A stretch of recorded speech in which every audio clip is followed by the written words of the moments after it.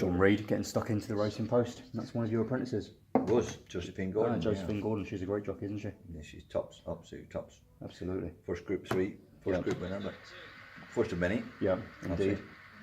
It's, things have changed a bit since your days riding. A lot more help for jockeys getting. Well, yeah, that's the positive thing about it. There is a lot more help for them now, and they get properly coached and they look good. I mean, in my day, a lot of the jockeys looked terrible and learnt to ride after a period of time better, but now you start them off and they look good, and makes a big difference. They're getting the rhythm in the training facilities and getting the balance and the style. How did you guys learn back in your days? Was it a case of just jumping on a horse rough and ready?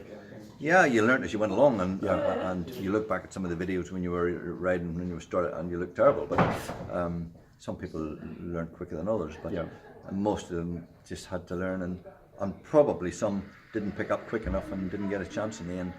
But I mean, the kids all, watch an apprentice race now, and they all look pretty tidy. Obviously, it'll come to some will be better than others, but that's the way it is. Absolutely. But it just shows you like what can be done. I mean, Josephine, when she first came to me, she had a year and a half rode one, 2 years rode one winner. But all the time we were walking away together, and she just got better and improved. And fascinating. And then when she did get the opportunity, woof, took off. She really did. So that's the difference. And I mean, Oisin Murphy was with me, and funny enough, he was in yesterday, and I gave him a little lesson. Right. Although he's no longer an apprentice. But sometimes, and as someone that, I was looking forward to happening in the future, that jockeys do have coaches, not just apprentices, and every other sport. Sure. They have absolutely. Coaches. Footballers have got the whole team after them the whole time. Of course. I mean, so jockeys that don't have coaches, I mean, you can go off the ball, you can start doing drifting off and do slightly different things. Indeed. It's good to go back to the coach and get somebody to look at you. So I'm pleased he still does that, but you know. That's something the older jockeys wouldn't do because they never had a coach. And, exactly. And they've survived this time and thinking I can do without it. But, probably all of them, you can make them a little bit better. And going back to the days, John, when you were riding yourself, you rode for some of the biggest owners and trainers in the world. You must have some absolutely great memories looking back. Yeah, I was lucky. I mean, I got on a good horse when I was fairly young, and who was that? Elderberry won. Right, before my time. I was 23 and I won the King George, so it was a good start. I rode my first Royal Ascot winner that year, and so it got me off the mark at a relatively young age, and then from there, listen, I had plenty of ups and downs. Don't get me wrong. In and many out injuries. Well, a few. Not. I wasn't as bad as some. I mean, I think most of my career I was never off for more than 3 weeks. Right, wow. So just ribs and collarbones and bits and pieces, and then finally I broke my knee later on, but that was 3 months. But compared to some jockeys, that's very little, Indeed. And you rode a lot for Sheikh Mohammed, for Godolphin, the famous Blue Silks. I did. I was lucky enough to more or less ride second to Frankie for a little while.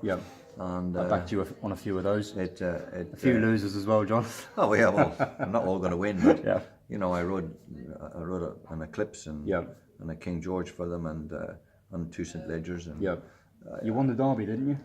I did, but not for them. No, it was Dr. Davies. Dr. Davies for Peter Chapelaine. Indeed, but I'd have to say I had a fairly charmed career. I was lucky enough to be mostly in the right place at the right time. I'm sure it's a bit more talent than that, but you're down here at the IJF. Are you down here many days a week coaching jockeys? Yeah, I'm in and out of here all the time. You can't always fit them all in at the one time because some of them are riding, and the apprentices that get going, they can't always be here. But I watch the races and speak to them afterwards, and just trying to keep them on the right track.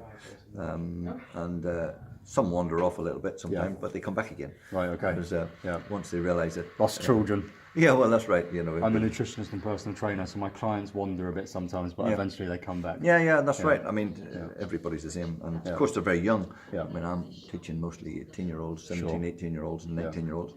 And then sometimes a bit of success, they find it hard to handle.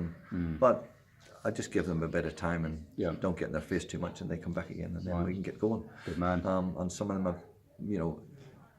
have made that transaction and they're back on flying. So as long as if they got the basics and they ride well, there's always a chance they'll come back because people will forgive them. Okay. I see you getting stuck into the racing post here.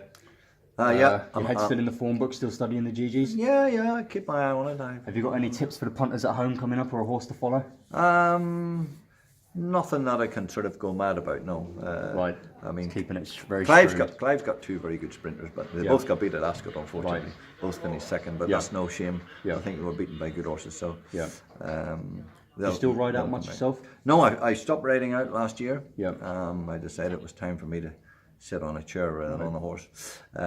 Not that my nerves gone right now, I'd still love to do it, but sensibly wise, I don't want to be lying upside down.